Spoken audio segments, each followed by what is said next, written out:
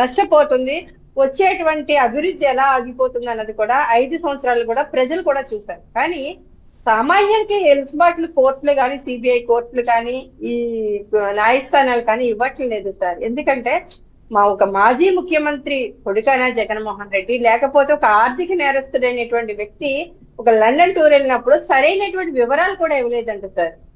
సిబిఐకి సంబంధించి ఆయన టూర్ వివరాలు, ఆయన ట్రిప్ వివరాలు కూడా పూర్తిగా ఇవ్వలేదంట. ఆ ఫోన్ నెంబర్ కూడా తనది కాదు, ఆయనది కాదు, వేరే నెంబర్ ఇచ్చారని చెప్తున్నారు. అంటే ఒక సామాన్యులకి ఇవన్నీ చెందుతాయా సార్? పక్క రాష్ట్రం వెళ్తేనో లేకపోతే పక్కన ఇంకో ఊరు వెళ్తేనో 100 ఆరాలు తీసేటువంటి ఈ వ్యవస్థలు, కానీ ఇలాంటి వ్యక్తులకి ఇంత ఎలుసుబాటు ఎందుకు ఇస్తున్నారు అన్నది కూడా ఆలోచించాలి సార్. ఇక్కడ ఒక చిన్న ఎగ్జాంపుల్ చెప్తాను సార్. ఇక్కడ కాకినాడ మేము జిల్లా కోర్టులో హాజరైనప్పుడు దోరపూడి చంద్రశేఖర్ రెడ్డి అనేటువంటి వ్యక్తిని మా మీద దాడి చేయడం కానీ, మా మీద పెట్టినటువంటి అక్రమ కేసులకు సంబంధించి కోర్టులో హాజరైనప్పుడు, ఇప్పటికీ కూడా కూటమి ప్రభుత్వం అధికారంలోకి వచ్చిన తర్వాత కూడా ఈ కోర్టులో హాజరవుతూ ఉన్నాం.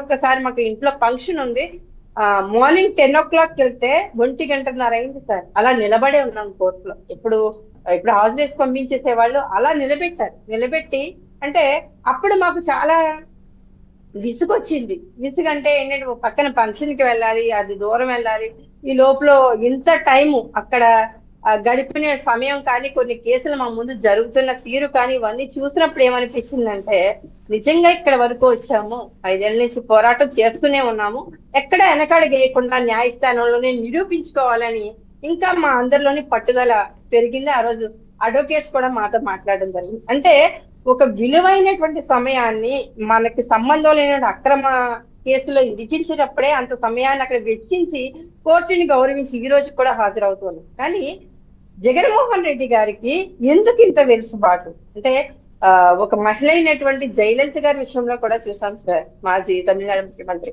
ఆమెను కూడా ఏ రకంగా ఆ రోజు అరెస్టులు చేశారు, ఏ రకంగా కోర్టుకి పంపించారు, ఎలా ఆమె హాజరయ్యేవారు అనేదాన్ని ఒక మహిళ జీవితాన్ని కూడా గడిపారు. అవును సార్. కానీ జగన్మోహన్ రెడ్డి గారికే ఎందుకు ఇంత జయలలిత కావచ్చు, తర్వాత శశికళ గారు కావచ్చు, అందరూ. అవును సార్, శ్రీలక్ష్మి గారు, శశికళ గారు, వీళ్ళందరూ ఐఏఎస్ ఆఫీసర్ అయినటువంటి శ్రీలక్ష్మి గారిని కూడా చూసాం. కానీ ఇవంత మందిని ఇంత విధాలుగా ఏ వెలుసుబాటు లేకుండా కోర్టులు ఎక్కడ కూడా ఉదాసీనంగా వ్యవహరించారు. అరవింద్ కేజ్రీవాల్, మనీష్ సిసోడియా అందరు ఉన్నారు కదా, డిప్యూటీ సీఎం. అవును సార్, అవును.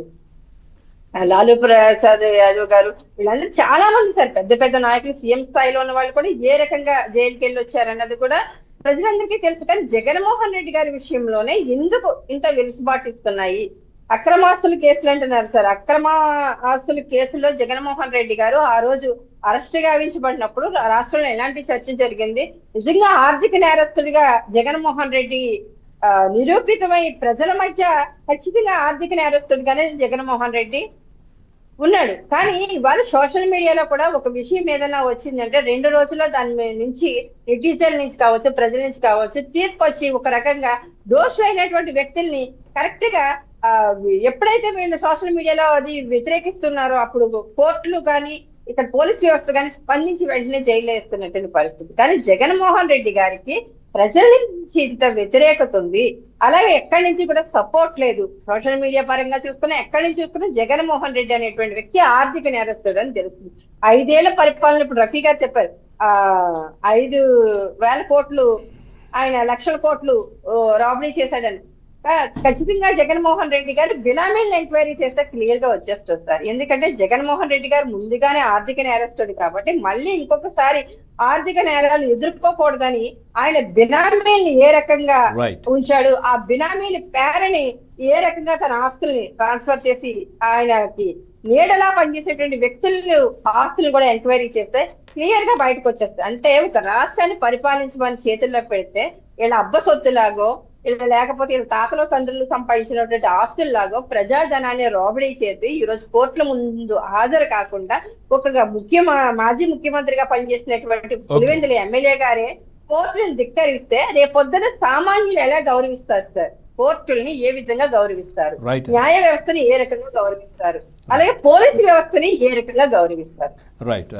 కృష్ణకాంత్ గారు, యా సార్ ఇప్పుడు దీంట్లో పవన్ గారు దీంట్లో ఏంటి ఒక క్లారిటీ, ఎన్ని సంవత్సరాలు ఒకవేళ ట్రయల్స్ కావచ్చు ఇవన్నీ పూర్తయి